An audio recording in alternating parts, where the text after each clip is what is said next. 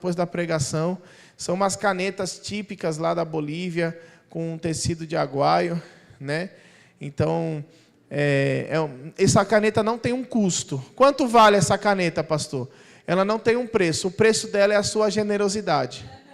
Então, o preço da sua generosidade... Pastor, a minha generosidade é 50 centavos. Não tem problema. Você vai plantar aquilo que está no seu coração.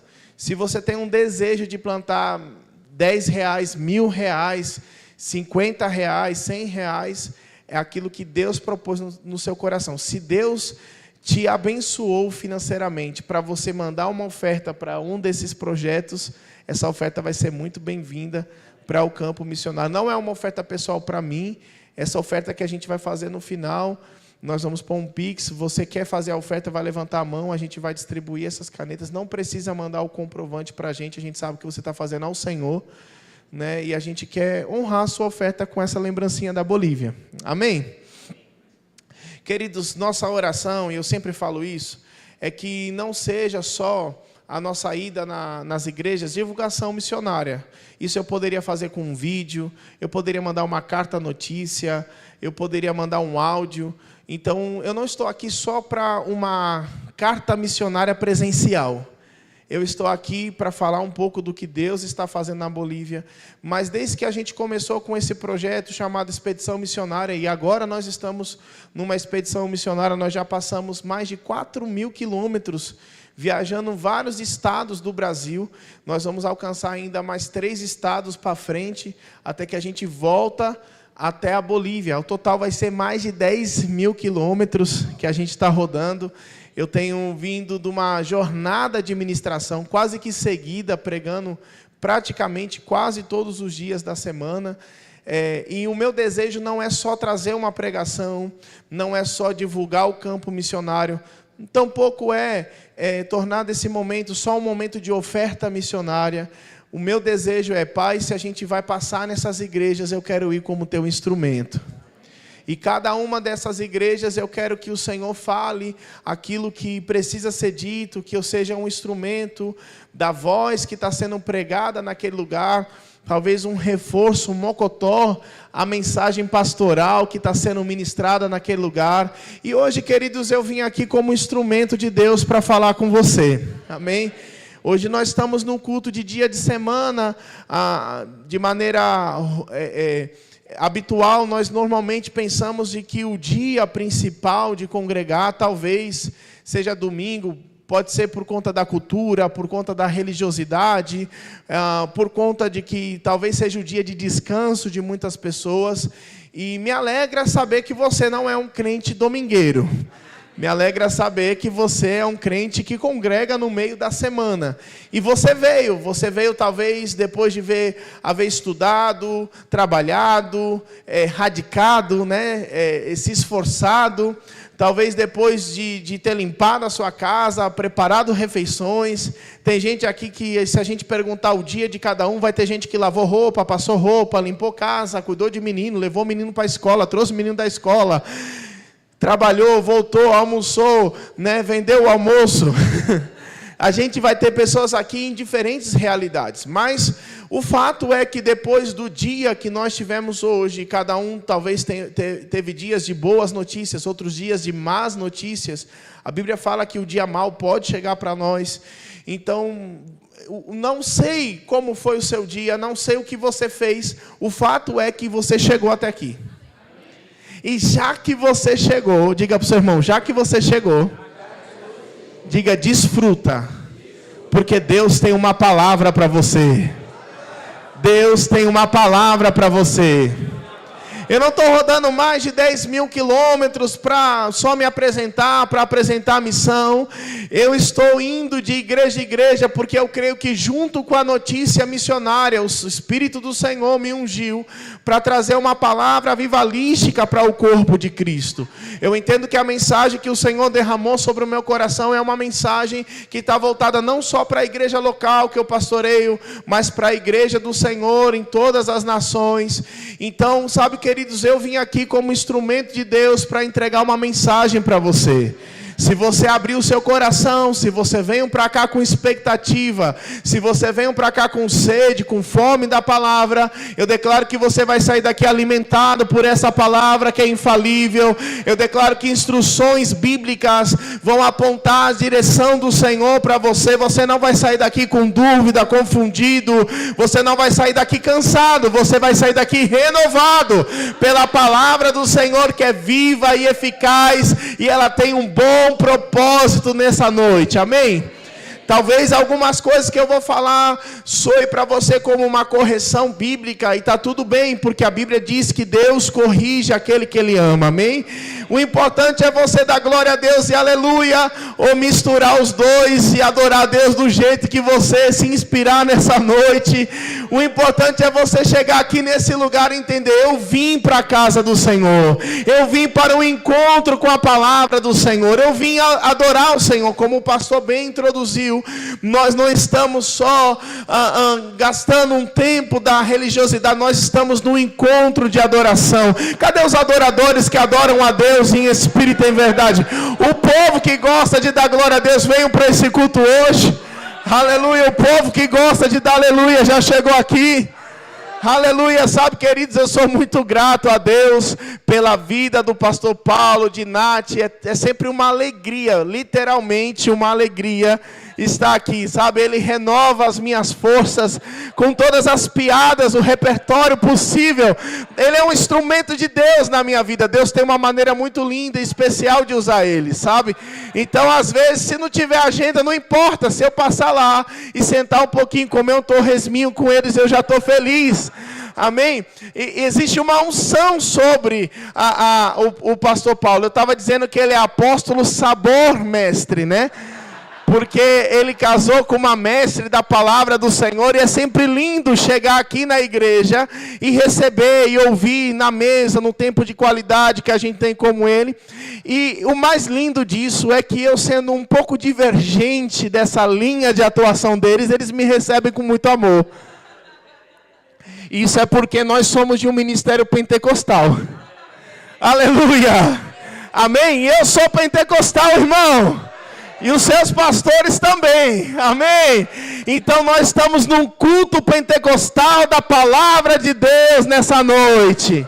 E a palavra de Deus não volta vazia, ela cumpre um propósito, amém?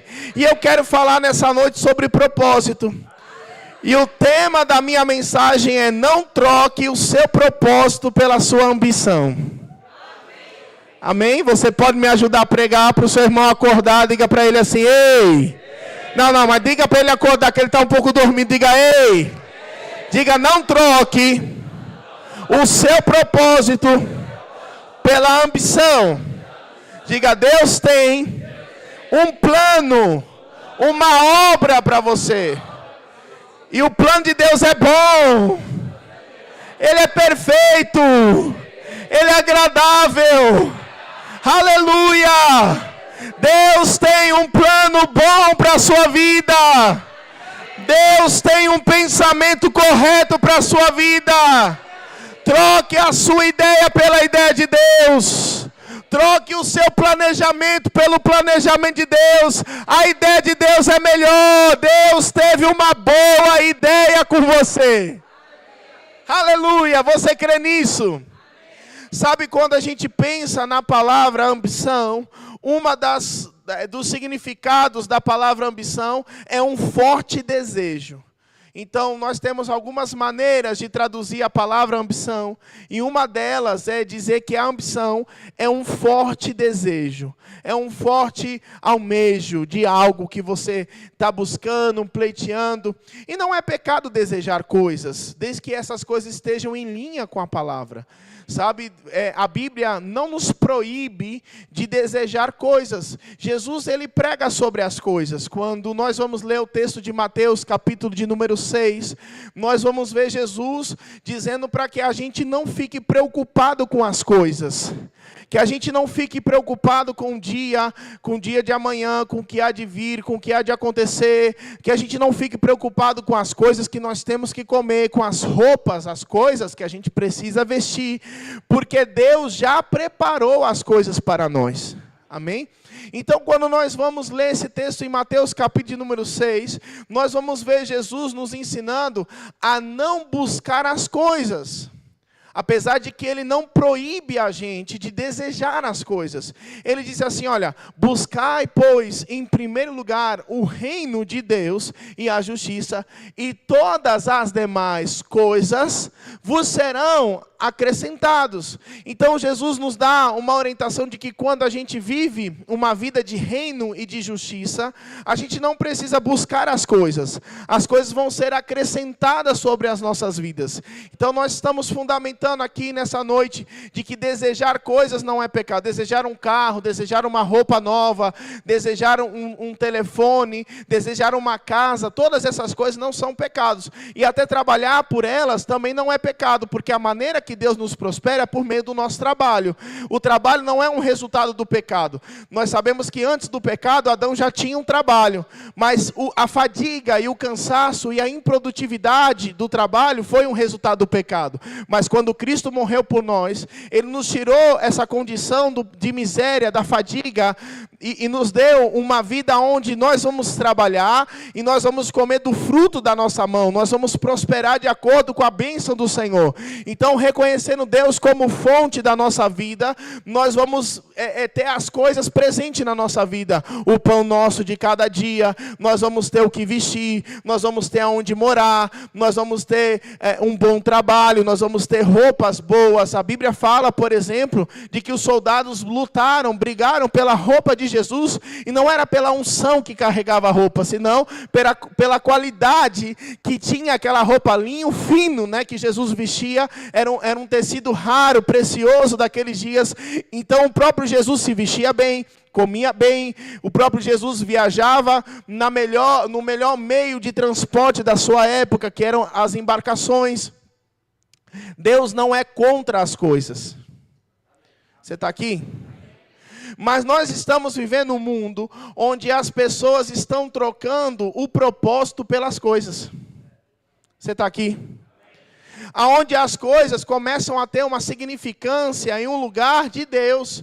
E é exatamente isso que no mesmo texto de Mateus, capítulo de número 6, e eu te desafio a você ler todo esse capítulo. Eu não vou ler todos os versículos, mas muito do que eu estou pregando aqui está fundamentado nessa parte da palavra do Senhor. Então, no mesmo texto, ele fala de que nós não podemos servir a dois senhores, a Deus e a Mamon, a Deus e ao dinheiro. Então, quando nós pensamos de que as coisas vão definir a nossa vida, as coisas vão tomar as decisões por nós, o dinheiro vai decidir por nós, nós estamos tirando a primazia, o lugar de adoração de Deus, o lugar de decisão, o lugar de Senhor da nossa vida, e estamos dando ao dinheiro esse lugar. Como é possível uma pessoa tornar o dinheiro seu Deus? Nós não estamos falando sobre literalmente ficar de joelho e se prostrar 3, 4, 7 vezes ao dólar, ao real, a nota de R$200. Não. Como é que o dinheiro se torna senhor da vida das pessoas? Quando o dinheiro decide. Porque a palavra senhor aqui vem desse contexto de que naqueles dias havia um contexto de escravidão. Então o senhorio, ele decidia o que o escravo fazia no dia, ele decidia qual era a atividade, ou qual era o lugar que o escravo tinha que estar, ou qual era a tarefa que o escravo tinha que fazer.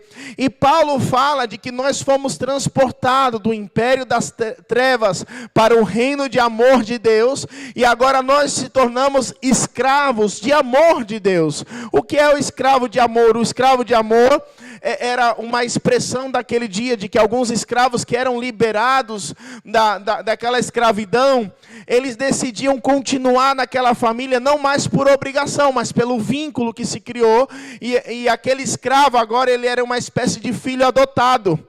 Então Paulo usa aquela expressão daqueles dias para dizer que nós somos aquele ex-escravos, agora adotados como filhos na casa do pai. Mas esse escravo, ele devia um temor, um respeito e uma obediência ao senhorio daquela casa. E também uma gratidão, porque ele, depois de haver sido escravo e ser liberto, o senhorio adotou ele, sustentou ele, financiou ele. Então agora ele era um escravo, uma espécie de escravo de amor. Nós fomos libertos libertos da escravidão, para não sermos mais escravos, senão sermos filhos de Deus. E agora nós somos filhos e filhos da adoção do Pai, filhos do amor do Pai. Mas nós temos um respeito de senhorio sobre Deus. Deus é o nosso Pai, mas Ele também é o nosso Senhor. Quando nós vamos aqui à frente e recebemos a Jesus Cristo, nós o recebemos como único e suficiente Senhor e Salvador da nossa vida. Amém? Então, o que significa ter Jesus como Senhor? Significa que Ele manda na sua vida. Então, nós estamos numa época da independência, onde os jovens, os adolescentes, por exemplo, eles querem ficar mais rápido, independente da casa dos seus pais. Antigamente, a regra, da cultura era que um filho só deveria sair de casa, não pela idade, mas pelo casamento. Quando um filho casasse, era quando acontecia, deixará pai e mãe, vai formar uma família. Hoje nós temos dois extremos. Nós temos filhos que não querem casar e já estão com quase 50 anos e não saíram ainda do financiamento do pai. Mas nós temos também filhos que querem se emancipar, se tornar independente muito rápido, E nós estamos nessa era da independência, onde as pessoas não querem prestar conta a outras, as pessoas não querem esclarecer nada às outras, as pessoas pensam que elas não devem justificativa a outras pessoas, mas quando nós estamos como Jesus Cristo, como nosso senhorio, nós devemos dar a nossa vida e o comando da nossa vida a Ele. Então a gente já não vive mais nós, mas como Paulo disse, Cristo vive em nós. A nossa vida agora deve ser uma vida para glorificar a pessoa e o corpo de Jesus Cristo na terra. Então nós vamos ver de que Deus, quando cria um ser humano, em Jeremias 29:11, nós vamos ver Deus dizendo: eu é quem sei os pensamentos que tenho a vosso respeito, pensamento de paz e não de mal, para te dar o fim que você espera. Deus tem um plano, Deus tem um pensamento, Deus tem uma ideia. O próprio livro do profeta Jeremias fala que antes que ele se formasse no ventre da mãe dele, Deus já chamava ele pelo nome. Então Deus cria um plano primeiro para a gente. Deus primeiro cria um propósito para a gente. E desde a criação, Adão, ele teve essa tendência da emancipação de Deus. Porque a Bíblia fala que Deus descia a cada tarde para interagir com Adão. Mas nessa interação, que Deus transmitia conhecimento, sabedoria, ele já era imagem e semelhança de Deus. A serpente faz uma proposta dizendo: olha, se você comer do fruto, você vai ser parecido com Deus. Você vai ser, na verdade, igual a Ele. E de repente, uma das possíveis ideias que Adão teve aí foi dizer assim: eu já não vou precisar sentar na classe, na sala de aula todas as tardes com Deus, eu já vou receber antecipadamente tudo isso. Então a emancipação do relacionamento com Deus é um problema desde a criação. Quando o homem se torna independente de Deus, ele faz besteira. Ele começa a pecar, ele começa a errar, ele começa a tomar más decisões. A gente vê que depois disso é ladeira abaixo. O homem, por exemplo, começa a matar. Nós vemos o primeiro homicida da Bíblia, nós vamos ver o roubo na Bíblia, as coisas acontecendo, usurpação na Bíblia, guerras na Bíblia. Por quê? Porque o homem decidiu ter um plano próprio para ele, e esse plano era um plano fora do plano de Deus. O que eu quero dizer com isso? É que toda vez que nós, seres humanos, decidimos fazer um plano independente do plano de Deus, vai dar errado. 3 amém. Você está aqui? Vou dizer de novo. Todas as vezes que nós, seres humanos, decidimos fazer um plano independente de Deus, vai dar errado. E existe uma justificação óbvia para isso, que está assinado na criação. Por exemplo, quando Deus criou tudo na ordem. Por exemplo, Deus não criou o peixe e depois a água. Ele criou a água e depois os peixes. Ele não criou a planta e depois a terra. Onde eu vou colocar essa planta? Ele criou a terra e depois a planta. Se eu tirar o peixe da água, ele morre. Se eu tirar a planta da terra, ele morre. E se eu tirar o homem de Deus, ele morre. Por que o homem morre se eu tirar ele de Deus? Porque o homem foi criado de dentro de Deus. O pó da terra e o boneco de areia que Deus fez ali, não foi a criação do homem, ali é o corpo do homem. Mas a Bíblia fala que Deus soprou das suas narinas a vida. Então, o sopro de Deus foi quando saiu a criação do homem, foi quando Deus pariu o homem ali dentro daquele boneco feito de barro. Nós não somos barro. Nós não somos areia, nós moramos no corpo que teve origem do barro, da areia, mas nós somos a imagem e semelhança de Deus. Amém? E Deus é um ser espiritual, nós somos um espírito. Amém? Isso é uma das coisas que você vai aprender no Rema. Eu oriento você a ser um aluno do Rema, para você entender melhor o seu propósito, para você entender melhor o plano de Deus para a sua vida. Mas nós não somos barro, nós moramos num corpo que teve a sua origem natural ali, do pó da terra, do barro, e nós somos, na verdade, um espírito, a mesma natureza do nosso Pai. Então é por isso que se eu tirar o peixe da água, que foi o ambiente onde Deus criou o peixe, ele vai morrer. Se eu tirar a planta da terra, que foi o ambiente onde Deus criou a planta, ela vai morrer. E se eu tirar o homem de Deus, ele vai morrer. Porque Deus é o ambiente de criação do homem. Amém? O homem foi criado de dentro de Deus. Ele disse, façamos. Ele não disse que haja homem. Ele disse que haja luz, que haja água, ele foi criando com a sua palavra. Mas quando foi o homem, ele disse, façamos o homem. E Deus cria o homem ali na trindade, a sua imagem e semelhança o criou. E Deus criou o homem com um propósito. Amém? Então é por isso que Deus criou a água primeiro, para depois criar o peixe. Deus criou a terra primeiro, para depois criar a planta. E Deus criou o propósito primeiro, para depois criar o homem. Amém? Deus não te fez para dizer, aonde eu vou pôr essa semente? Aonde, ai meu Deus, o que eu vou fazer? Como é que... Deus criou um bom plano. E quando Ele criou esse bom plano, Ele depois disso criou você.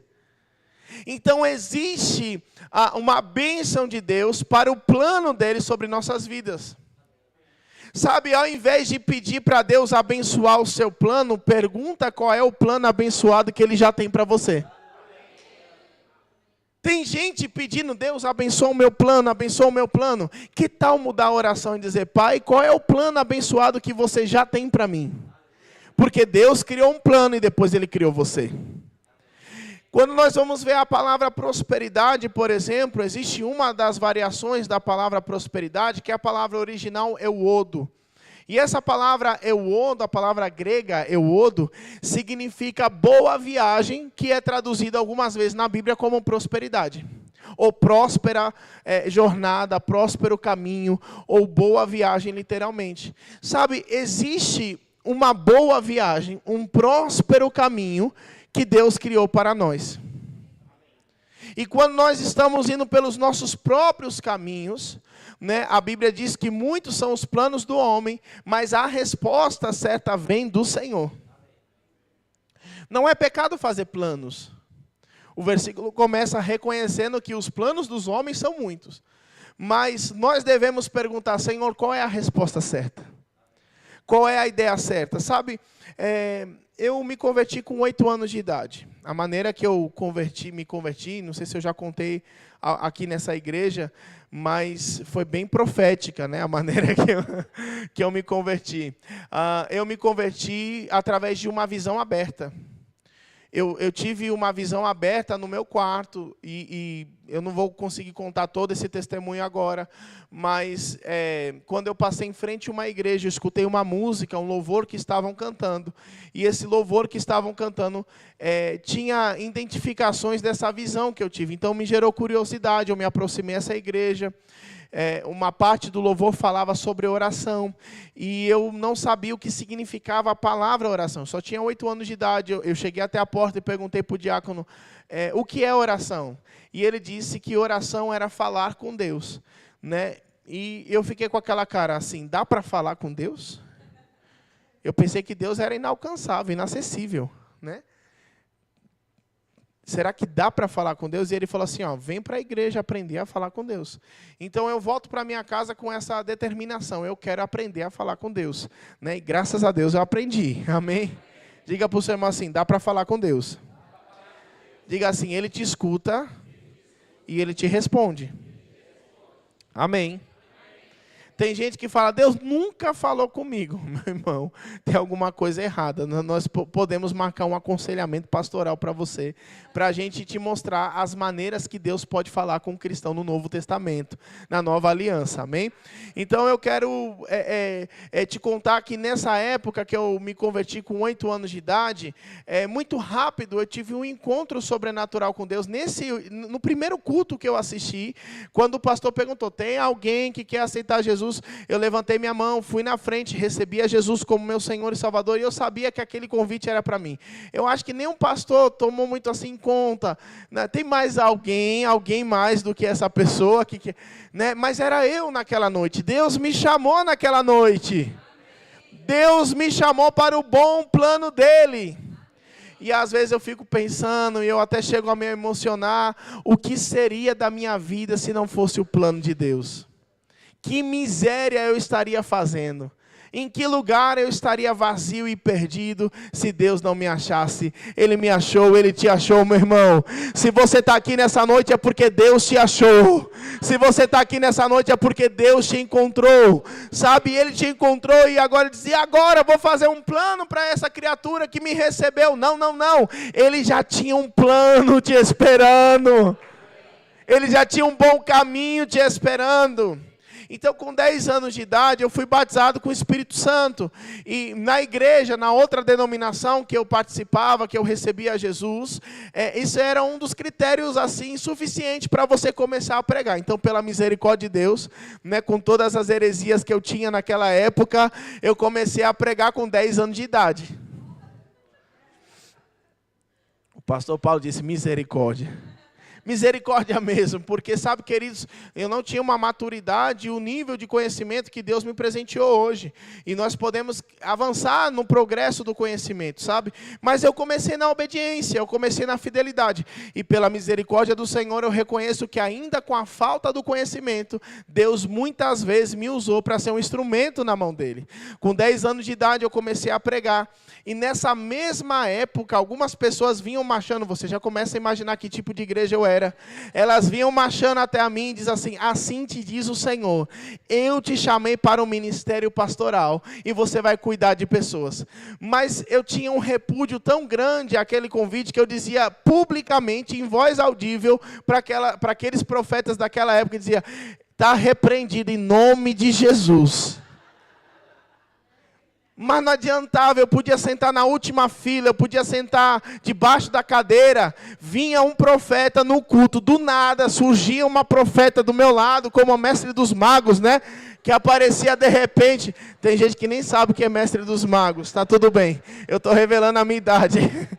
E aí aparecia do nada uma profeta e dizia, Deus te chamou para o ministério pastoral. Vá para lá, eu não quero saber do ministério pastoral.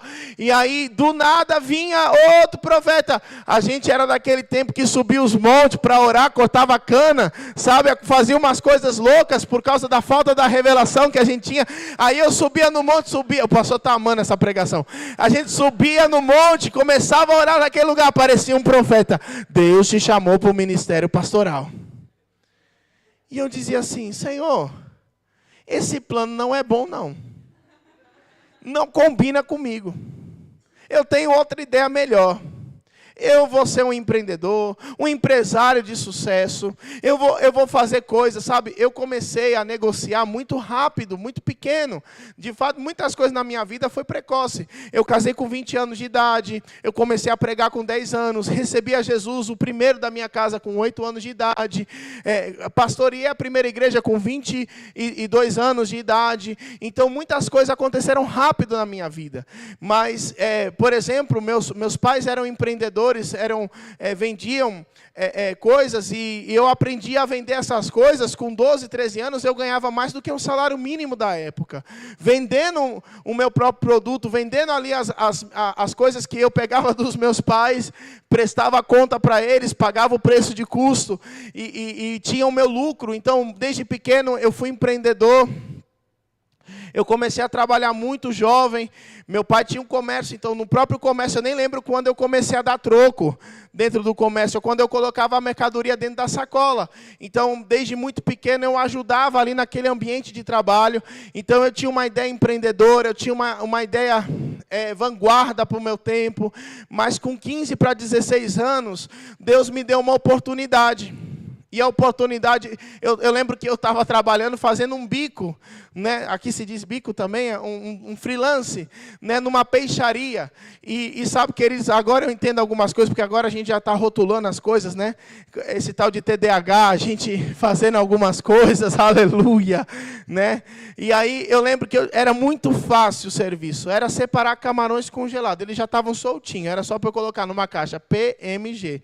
E aí tinha um tamanho daqueles camarões, mas eu errava tudo, eu pegava de volta, jogava ali, ai meu Deus, isso aqui está meio confuso para mim. Era um serviço fácil, mas eu estava dentro de uma câmera refrigerada, com uma roupa parecendo um extraterrestre, separando o camarão, e eu fiz uma pergunta: Senhor, você tem alguma coisa melhor para mim? Não vai me dizer que é o ministério pastoral, que eu sei que eu estou melhor do que o pastor, separando os camarão. E aí eu perguntei isso para Deus, e na mesma semana, eu já tinha um telefone, meu celular tocou, eu tinha de 15 para 16 anos, e disseram: aqui é da Caixa Econômica Federal, e nós selecionamos o seu currículo para uma entrevista. E eu tinha certeza que era golpe. Porque, primeiro, eu nunca mandei um currículo para a Caixa Econômica Federal. Até hoje eu não sei como o meu currículo foi para lá. E, segundo, eu nem tinha currículo. Como é que separou uma coisa que não existe? Se eu fosse criar um currículo naquela época, era só o meu nome e o nome dos meus pais. E era capaz de eu errar ainda. Não tinha feito nada, estava estudando o fundamental. Então, eu fiquei meio desconfiado e eu falei: vai que não é. Você tem que vir tal dia em tal agência. E eu decidi ir. E quando eu chego naquela agência, de fato era uma entrevista. E eu nem tinha levado currículo. Lembra que eu disse que eu não tinha currículo? E eu só tinha feito uma pergunta para Deus: Deus, você tem algo melhor para mim do que isso? E Deus respondeu essa pergunta com uma chamada, dizendo: você foi selecionado para uma entrevista de emprego na Caixa Econômica Federal. E aí, quando eu entro naquela entrevista, naquele ambiente de entrevista, eu olho para os lados e a galera que estava ali era pesada. Era a galera, eu disse, essa galera começou a estudar desde a barriga. Porque esses meninos de 15 anos tinham curso de inglês, curso de espanhol, curso de informática, curso daquilo. E eu dava uma espiada de um lado, uma espiada do outro. Eu estava orando Salmos 91. 1000 cairão ao meu lado, 10.000 à minha direita. E eu serei o escolhido. Porque eu disse: Senhor, eu não tenho nem chance de ser aprovado. E quando me perguntarem, eu estava tão desconfiado, que eu disse: quando me perguntarem, cadê seu currículo? Eu já vou ser eliminado aí. Eu vou dizer: não tenho currículo, não trouxe currículo. Não acreditei que era. Né? Então, e aí Deus começa a fazer o mover dele. Deus é especialista em te colocar no centro da vontade dele. Você só precisa estar disposto. Então, Deus falava para mim: mas o seu chamado é pastoral, você vai atuar integralmente para a obra. E eu sei, queridos, que atuar integralmente para a obra não é o chamado de todo mundo. Mas, para mim, era claro isso na minha vida. E eu lembro que, eu quero resumir esse testemunho. Todo mundo foi entrevistado, eu fui o último, a gerente falou assim: eu estou muito cansada. Vamos fazer o seguinte, tem como a gente ir na padaria aqui na frente do banco e eu converso com você. Depois da conversa, a gente faz a entrevista. Eu disse: tudo bem. Então, nós fomos para a padaria e todo mundo já tinha feito a sua entrevista. Ela sentada ali, disse, não tinha comido nada. Ela disse: vamos comer um lanche. E aí a gente começa a comer naquela padaria e ela diz o seguinte, começa a fazer perguntas, falar tal, e eu pensando: que horas vai começar a entrevista? Quando ela termina a refeição, ela diz assim: olha, gostei de você. Gostei do seu currículo. Eu só ficava pensando: que currículo? E é o seguinte: você está contratado. Então, aquilo que era uma conversa, para ela já foi entrevista. Ela gostou do meu perfil, gostou do meu currículo. Oh, aleluia. Deus abre porta onde não tem porta. E eu comecei a trabalhar na Caixa Econômica Federal de 15 para 16 anos. Quando eu cumpri o primeiro contrato, eu virei funcionário terceirizado da Caixa. Quando eu tinha de 17 para 18 anos, no tempo da terceirização, onde a terceirização bancária era permitida, aquele gerente me propõe um cargo e pergunta, quantos anos você tem? Eu vou fazer 18. Seus pais emancipam a sua idade, porque eu quero te dar um cargo. E eu me lembro que, trabalhando na Caixa, Deus falou de novo comigo. Deus falou assim, você não vai ficar muito tempo aqui, eu te chamei para um ministério pastoral. Aí eu disse, tão cansado, né? Dizendo, tá bom, Deus, tá bom, vamos fazer o seguinte, eu faço um acordo com o Senhor, cuidado com o acordo que você faz com Deus. Quando eu chegar na gerência, eu estou com 18, até 40, 50 anos eu vou chegar na gerência. E eu vivi um pouco disso aqui para mim, que era o meu plano, ter um bom emprego, ter um bom salário, trabalhar em uma boa empresa, ter uma estabilidade econômica e financeira.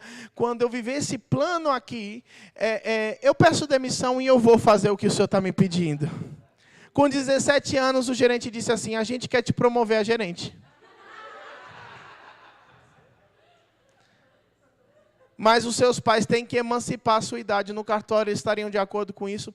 Eu creio que sim, eu tenho que falar com eles. Meus pais estavam de acordo, porque era uma oportunidade que eu estava tendo. E eu fui emancipado de idade e assumi uma gerência inicial, claro, mas uma gerência de atendimento. Por quê? Porque tudo que chegava na minha mão prosperava.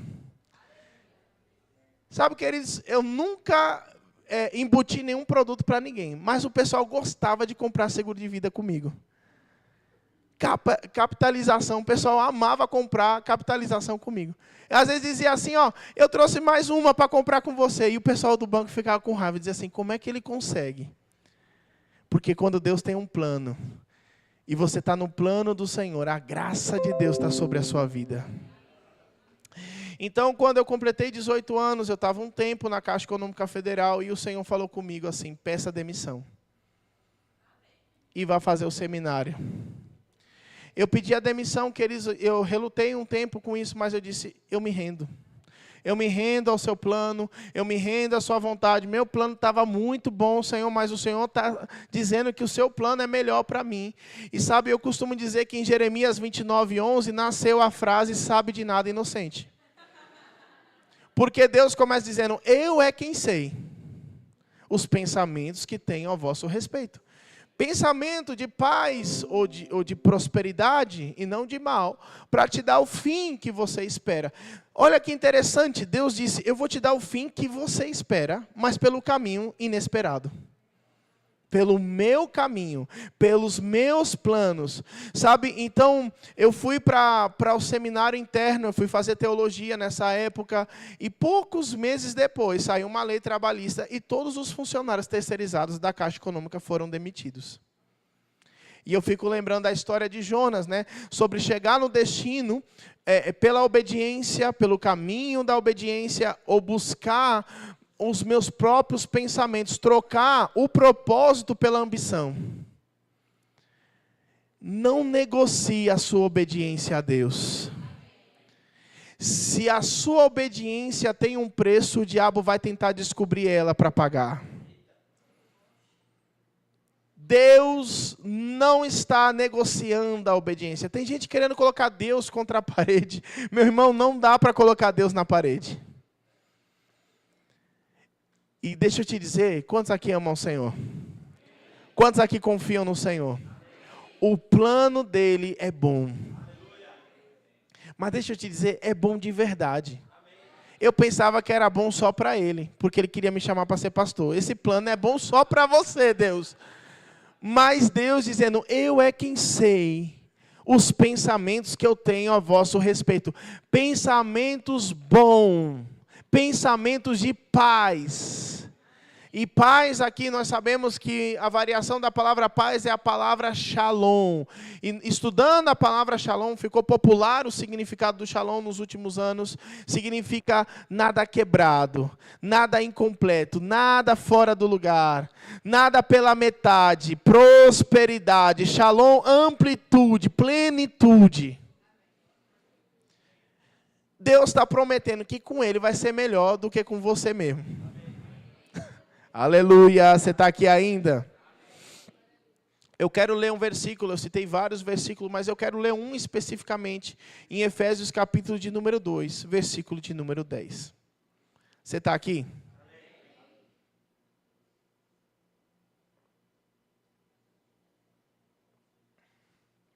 Efésios capítulo de número 2, versículo de número 10 diz assim: somos feitura sua, criados em Cristo Jesus, para boas obras, as quais Deus, de antemão, preparou para que andássemos nela.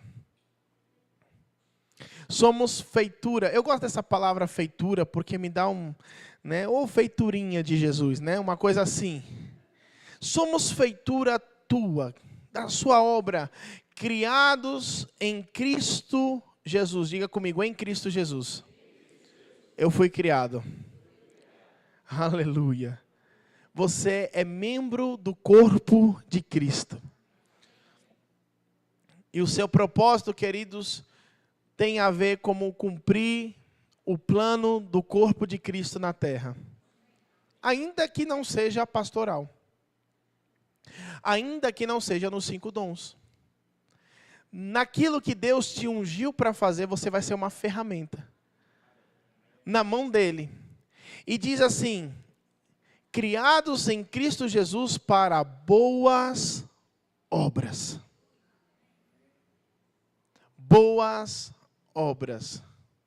E viu Deus que aquilo que ele tinha feito era muito bom. Deus criou algo muito bom. Deus criou uma boa obra. Um bom projeto. E sabe qual é o problema? Eu já estou quase finalizando, eu quero concluir com isso. O problema é que muitas vezes a ambição, o forte desejo por algo, nos está roubando do bom propósito. Estamos vendendo. Lembra do jovem rico? Senhor, já faço tudo. E Jesus dá uma última instrução. Tá bom, vende tudo e vem. E aí a ambição não permitiu que ele vivesse o propósito. Não é pecado prosperar. Não é pecado tampouco enriquecer. Não é pecado desejar coisas e tampouco ter coisas. Pecado significa errar o alvo. E eu poderia dizer que pecado é negligenciar o seu propósito.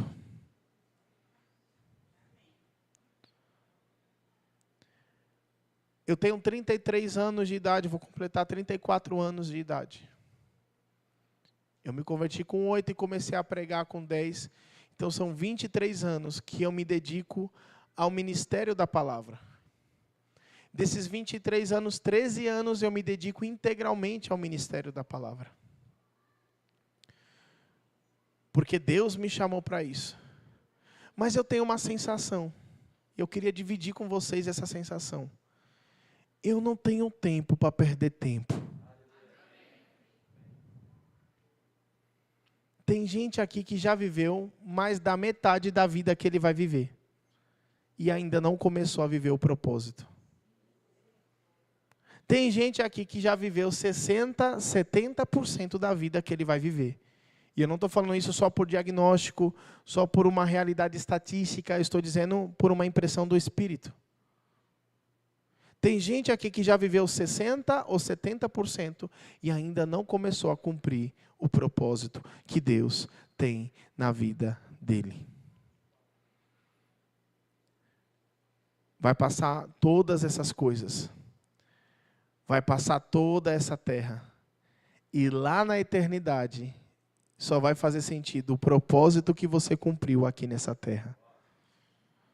Toda a sua poupança, toda a sua casa, os móveis planejados, não é pecado. Entenda bem, você não está sendo condenado por isso. A minha casa também é bem mobiliada, eu dirijo um bom carro. Você pode conhecer uma marca boliviana lá fora. Não é pecado ter as coisas. Diga para o seu irmão, não é pecado ter as coisas. Diga assim, pecado é trocar o propósito pelas coisas. Você veio para esse culto. Deus está falando com você. O que você está fazendo com o seu propósito? O que você está fazendo com a sua vida? O que você está fazendo com a sua vida? Para onde ela está indo? Nós não somos, queridos, da doutrina, deixa a vida me levar, vida leva eu. Você precisa ser intencional em cumprir o propósito de Deus na terra. Quando nós olhamos o propósito, Jesus tinha um propósito muito específico. E nós vamos ver isso em Isaías, capítulo de número 61, e também no livro de Mateus e Lucas, quando ele recita o texto de Isaías 61. O Espírito do Senhor Jeová está sobre mim para. E a palavra para aqui é propósito. É objetivo. Para que Deus te ungiu? Eu me lembro que eu estava num culto, um culto daqueles, aleluia, e estava tão forte o poder de Deus, e a unção, e o derramar, a unção sobre. Sabe quando a unção sobre fica mais evidente, mais acentuada? Você já teve uma experiência dessa? E estava tão bom que eu fui ousado e falei, Senhor, manda mais. Eu pedi. E Deus falou assim, o que você está fazendo com a que eu já te dei? Tem gente que quer cair no culto, quer correr no culto, quer voar no culto. E glória a Deus, porque eu também gosto dessas coisas. Mas caiu para quê? Para levantar igual? Correu para quê? Para não mudar nada? O que você está fazendo com a palavra que você está recebendo? O que você está fazendo com a unção que Deus está derramando sobre a sua vida? O Espírito do Senhor Jeová está sobre mim para. E Jesus disse, curar os enfermos, libertar os cativos e oprimidos de espírito, pregar um ano aceitável do Senhor. Ele sabia para que o Senhor havia ungido ele. Tem gente aqui que tem uma unção e nem sabe para quê. Tem um ministério, um chamado e nem sabe para quê. Eu quero te dizer uma coisa, melhor é chegar bem apresentado como um obreiro que não tem do que se envergonhar para cumprir o seu chamado, do que chegar com perfume de peixe. E eu estou falando de Jonas. Pessoas desobedientes que vão para o lado da ambição, elas chegam, elas podem até chegar, mas ele não podia chegar melhor? Diga para o seu irmão assim, melhora. Diga para ele, melhora. É melhor chegar bem preparado para cumprir o bom propósito que o Senhor te deu, do que chegar com perfume de peixe. E sabe, o perfume de peixe, ele tem as entranhas do peixe tem um cheiro meio de podre. Um cheiro meio raro. E o Espírito do Senhor fala comigo, tem pessoas apodrecendo aquilo que está na mão dela. Por causa da desobediência. Por causa do atraso. Mês que vem eu começo. Ano que vem eu faço. No outro ano eu me dedico a isso. Esse ano eu tenho uma prioridade. As coisas são as minhas prioridades. Mas no outro ano eu busco o reino em primeiro lugar e a justiça. Deus está dizendo, arruma a tua casa hoje. Arruma o teu altar hoje. Arruma as pedras do seu altar que estavam bagunçadas, porque Deus quer visitar o seu propósito. Deus quer visitar a sua vida. Deus quer visitar o seu chamado. Se hoje fosse a última trombeta, quais obras você teria para prestar contas? Eu tomei a melhor decisão da minha vida, pastor. Que decisão é essa? Obedecer ao Senhor. Sabe, nós vemos aqui o rei Saul, ele tinha um chamado. Deus ungiu ele para ser rei. O povo pediu um rei e Deus concedeu esse rei ao povo. E ele recebeu uma unção de ser rei. Em determinado momento, ele começa a querer fazer obras de sacrifício. E a Bíblia rejeita Saul, fazendo boas coisas, porque sacrificar ao Senhor era uma boa coisa, mas não era o chamado dele. Eu quero te dizer uma coisa, não queira vestir o chamado do outro, porque você acha mais bonito. Porque isso também é uma má ambição. Não queira ser o chamado do outro. Sabe, se Deus te chamou para o ministério de socorros, glória a Deus. Nós não cremos no Verbo da Vida que o ministério de socorros é uma escada ministerial para você chegar até o cargo de semi-anjo.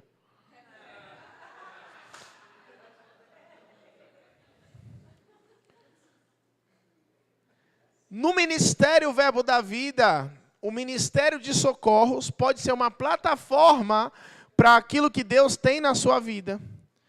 Mas, em outras palavras, querido, não é um trampolim. Plataforma não é trampolim. Sabe, eu entendo que um pastor, ele precisa começar no ministério de socorros. Mas o fato de eu estar no ministério de socorros não me promove a pastor. Efésios capítulo de número 4 disse, ele mesmo constituiu. O ministério pastoral não é conquistado com um curso.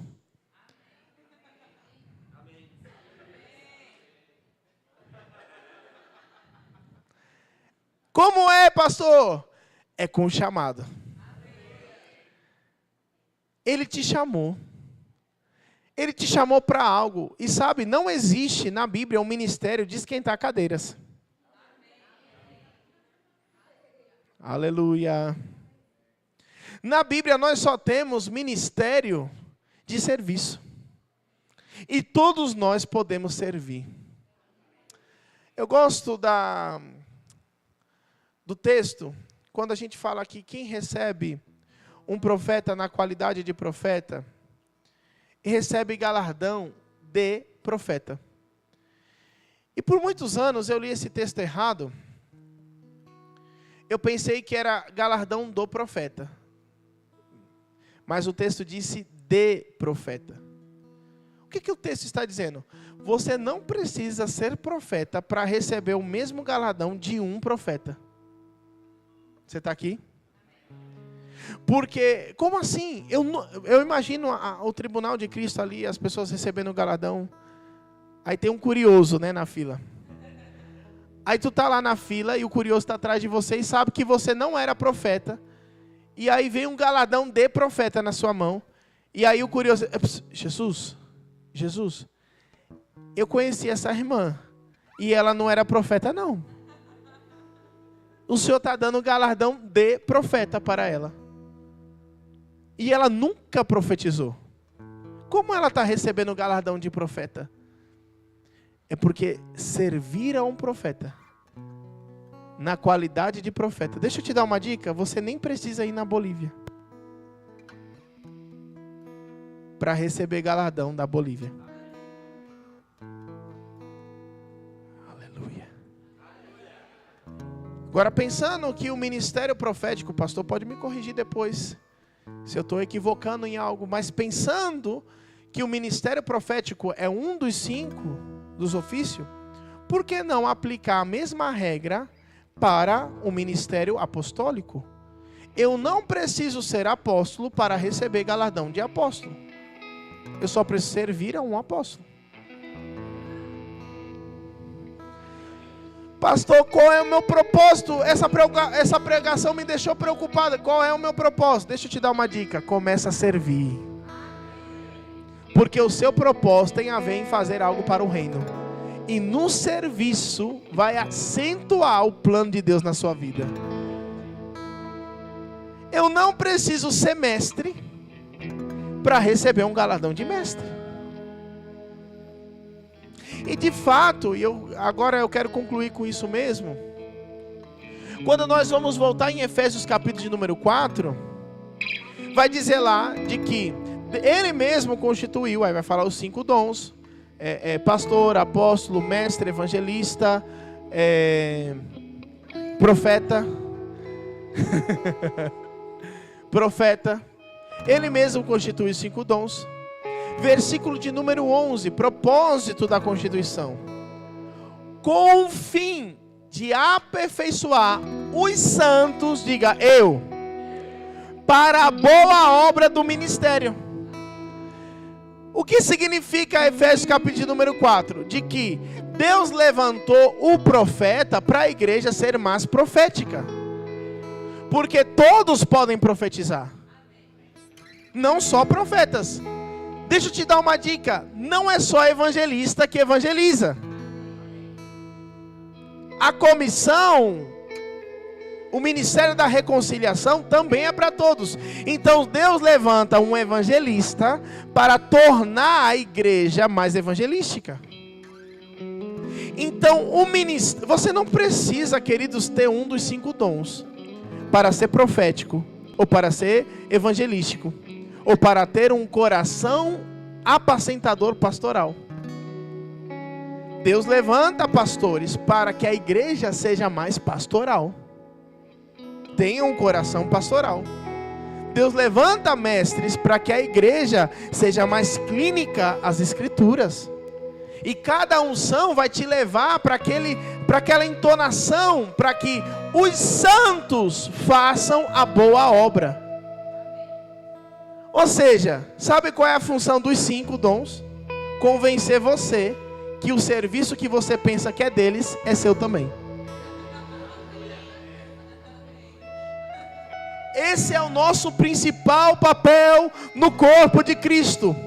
Convencer de que não só o pastor tem um propósito, não só o evangelista, não só um irmão que tem um ofício de mestre, mas todos estão sendo chamados para o aperfeiçoamento, para realizar a boa obra. Deus te chamou com um propósito. E eu vou te dar outra dica: esse propósito tem a ver com ganhar muitas vidas para o reino. O que Deus vai fazer na sua vida é tão grande, tão extraordinário, que as pessoas vão olhar para você e elas não vão dizer glória a você, elas vão dizer glória a Deus, glória a Deus. Faça o que você faça, o seu serviço precisa glorificar Deus. Talvez você seja um dentista, talvez você seja um médico, talvez você seja um empreendedor, mas aquilo que está sobre a sua mão tem que estar associado com a causa do reino, tem que estar associado com a causa dos céus, porque Deus te chamou para um propósito. E eu quero te dizer, não troque o seu propósito pela sua ambição. Não seja ambicioso demais para vender o seu propósito, como Jacó e Esaú. Ele olha a fome, a necessidade: pastor, mas eu tenho necessidade, eu tenho que fazer. Deixa eu te dizer, meu irmão, você não tem que fazer nada, você tem que ser guiado pelo Espírito Santo de Deus. O dinheiro não tem que dizer o quanto você trabalha, o dinheiro não tem que dizer para onde você vai ou deixa de ir, o dinheiro não tem que governar a sua vida. Deus é o Senhor da nossa vida, Ele vai governar a nossa vida. E Ele criou um bom plano, um bom projeto para nós. Confia em Deus, eu confiei nele, e eu estou vivendo os melhores dias da minha vida. Eu tenho mais algo para dizer. Pastor, uma vez por ano, me dá uns minutinhos mais. Eu não vou devolver ano que vem esses minutos, então eu vou pedir de oferta, mas vai valer a pena. Eu me lembro que quando eu estava no seminário, Deus permitiu que eu tivesse uma fonte de renda no trabalho, fora do ministério. E eu abri uma empresa, e essa empresa começou a prestar serviço para a Caixa Econômica Federal. E essa empresa cresceu, e eu entendo que era uma porta provisória que Deus estava me abrindo, mas ela cresceu de tal maneira que eu fiquei apaixonado por ela. Essa empresa passou a ter 3, 4 filiais e 60 funcionários. E a minha empresa, o valor de venda dela era R$1 milhão. Quando Deus disse assim, pronto, era só até aqui. E a Bíblia diz de um Deus que prova o nosso coração. Sabe, a gente às vezes é da palavra da fé, a gente confunde tentação com prova.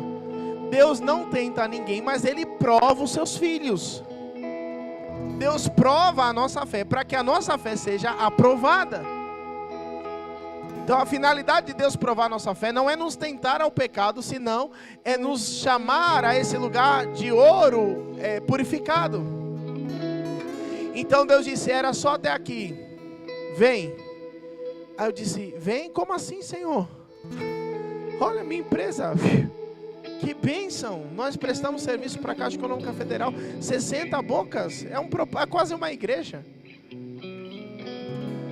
E Deus falou assim para mim, acabou o seu tempo aí, e se você continuar, e Deus me deu uma visão, era um Y, e eu cheguei na curvinha do Y, Deus disse, se você for para cá, você para ir para o meu propósito, vai ter que voltar para ir para lá, porque são caminhos diferentes.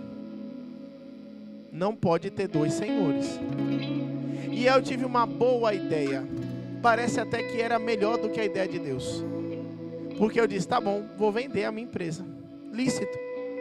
Eu vou vender a minha empresa. R$1 milhão aplicado na poupança, eu vou ter um salário vitalício de R$10 mil. Não é o que eu ganhava naquele tempo, porque eu podia ganhar mais naquela época. Mas era uma boa aposentadoria com 20 anos de idade. Amém? Acho que até com 60, com 80. Né? 10 mil é uma boa aposentadoria, sim ou não?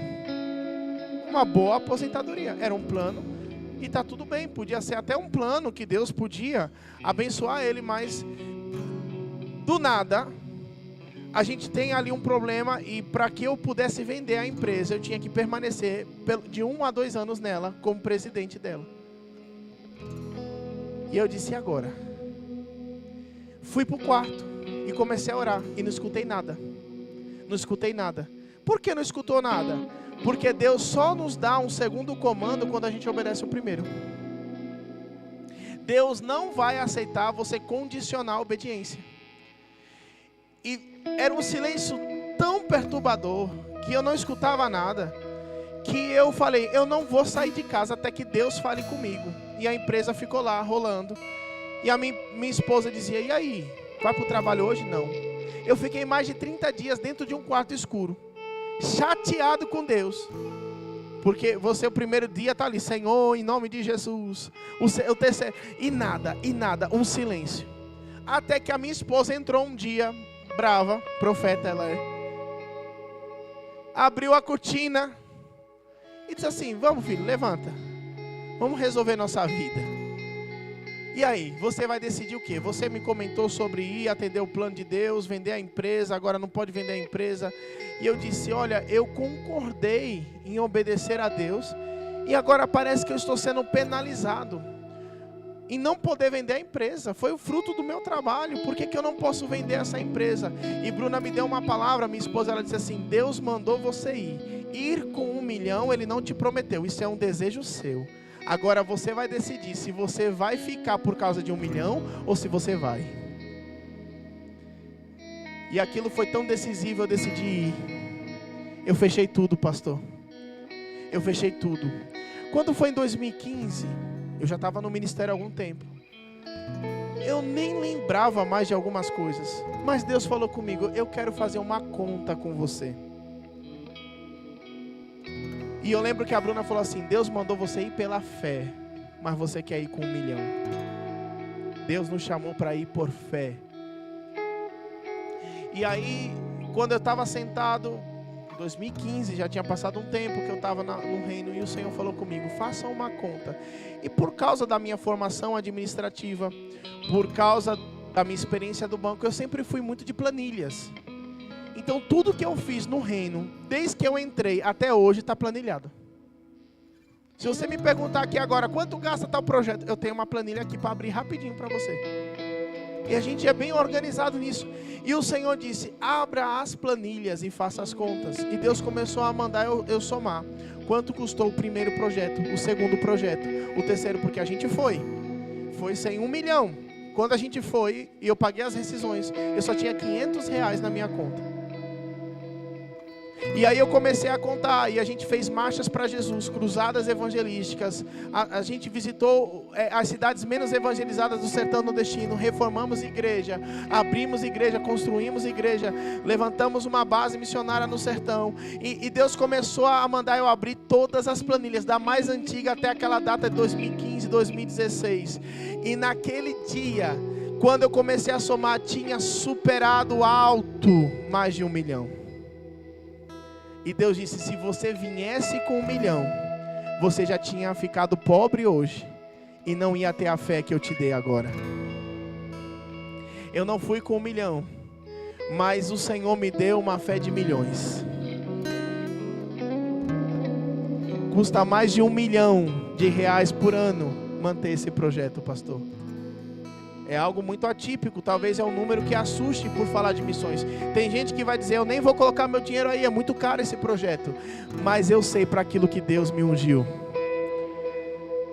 Eu somei todos os projetos, queridos. Só uma igreja que nós tínhamos construído tinha sido quase 500 mil. Outra obra, uma marcha para Jesus, mais de 100 mil. Nós fizemos 4 edições da marcha para Jesus, já tinha dado mais de 900 mil. E quando eu comecei a somar, cruzada, projeto, base, igreja, reforma, oferta, e quando eu comecei a somar tudo, eu vi que já há muito tempo eu não ia poder com a força do meu braço, porque o que Deus chama a gente é maior do que o nosso bolso pode financiar. O que Deus chamou para vocês aqui, igreja, Verbo da Vida em Montes Claros, é maior do que a economia desse lugar pode pagar. É o propósito. Oh, aleluia, é o propósito. Não é o que o dinheiro, a economia dessa cidade pode pagar. Não é o que um empresário dessa igreja pode financiar. Aquele que começou a obra, Ele é fiel para cumprir, não vai ficar pela metade, pastor. Não vai ficar incompleto, pastor. O propósito de Deus sobre esse lugar se cumprirá sobrenaturalmente. Eu vejo esse lugar como se fosse um aeroporto. Pessoas chegarão e pessoas vão decolar e vão ser enviadas, e obras e obras e obras nascerão desse lugar. E perguntarão como pode acontecer, e as pessoas só terão uma expressão para dizer: glória a Deus. O nome de Deus será glorificado através da sua vida. A oração do Pai Nosso diz: glorificado seja o teu nome. O nome de Deus será glorificado através de nós, porque nós fomos chamados para expressar a glória de Deus. A criação aguarda ansiosamente a manifestação dos filhos de Deus. Você pode ficar de pé. Oh, aleluia, aleluia. Oh, Ramanarabasobroconaramanás. Deus está ressuscitando propósitos. Deus está ressuscitando promessas que estavam enterradas. Deus está ressuscitando nessa noite chamados que estavam enterrados. Tem alguém aqui corajoso para levantar sua mão e dizer: eis-me aqui, Senhor, para o seu plano. Você tem coragem de fazer essa oração? Só se ela é verdadeira, só se ela é verdade, só se Deus tem permissão para bagunçar o seu plano. Deus quer bagunçar o seu plano para trazer o dele perfeito. Oh, aleluia! Obrigado, Senhor. Obrigado, Senhor. É uma noite de você se consagrar ao Senhor. Consagra os seus planos ao Senhor. Consagra. Coloca os seus de lado e fica com a resposta certa. Ele tem uma resposta certa. Pai, eu oro nessa noite, porque foi essa mensagem que o Senhor me deu. E eu percebo que não é nada mais e nada menos do que aquilo que já foi falado. Eu percebo que até aqui o teu fluir jorrou essas palavras. Que essa palavra não volte vazia. Que daqui a um ano ou daqui a alguns meses, quando eu voltar aqui, Senhor, eu possa escutar testemunhos de pessoas que se encontraram no seu propósito. Deixa eu te dizer aqui, eu não sei se tem alguém nessa noite que precisa voltar para os caminhos do Senhor, ou recebê-lo como seu único e suficiente Salvador, publicamente pela primeira vez. Esse é o primeiro passo para o seu propósito. Eu não conheço todos vocês, eu não sei se alguém aqui precisa fazer isso, mas se Deus me trouxe aqui para ser parte disso na sua vida, eu quero te convidar para orar por você.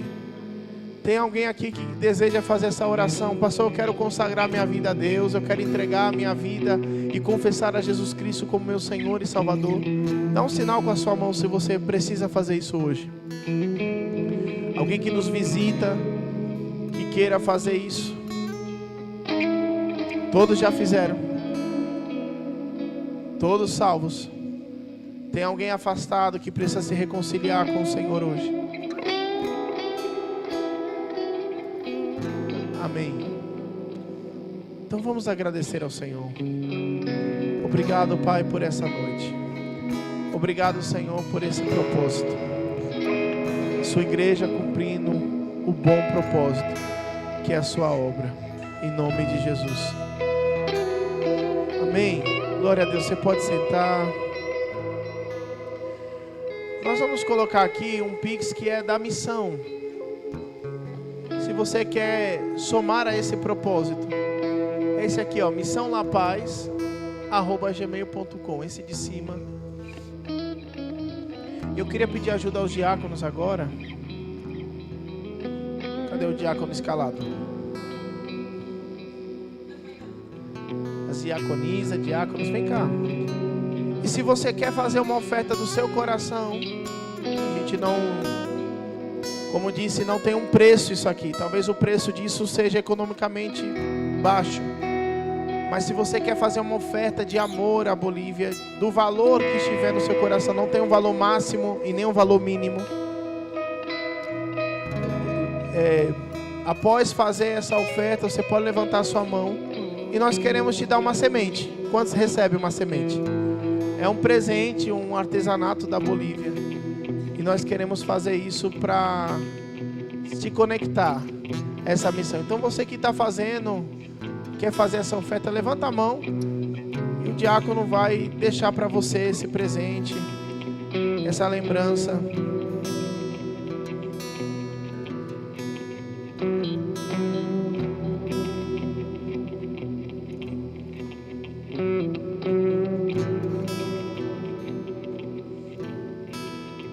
Aleluia, vocês são tão lindos. Que louvor abençoado. Vamos louvar ao Senhor? Vai. Vou passar para o pastor. Pastor, muito obrigado. Gente, ore por nós. Amanhã nós vamos estar indo sentido Bahia, Sergipe, Paraíba. Ore por nossas vidas. Acompanha nosso Instagram, Movimento para La Paz, é o nosso Instagram da missão. Amém? O meu Instagram pessoal, William Sejex. Você pode acompanhar um pouquinho. Quero agradecer. Pastor, vocês têm história com a nossa missão. Obrigado por serem a primeira igreja de Minas Gerais a abrir as portas e ser parte. Galardão da Bolívia. por servir a visão. Amém? Deus abençoe a vida de vocês. Cumpra o seu propósito. Não troque o seu propósito pela sua ambição.